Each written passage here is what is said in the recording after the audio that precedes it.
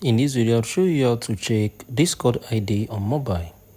Open your Discord, click on this, click on your option, click on settings, scroll down, click on advanced. You're going to be able to see developer mode, turn it on. Now go to any server you are in currently. So I'm going to use my server for an example. I'm going to click on this. I'll come on here, I'll type in hi. So click on your profile. You're going to be able to see these three lines, this three dotted icon at the top. Click on it. You're going to be able to see copy user ID. So once you click on it, you're going to be able to check your Discord ID on mobile. So this thing is currently possible because of this feature is currently turned on.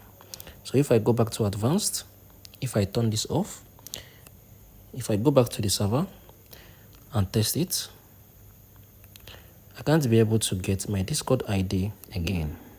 So this was possible because I turned on that feature. So that is why I can be able to check my Discord ID here on mobile. So if you click on it, click on the three dots, you can't be able to see the Discord ID again. But if it is currently turned on, you're going to be able to check your Discord ID. If you find this video helpful, share your thoughts below in the comment section. Thank you all for watching. I'll see you in the next video.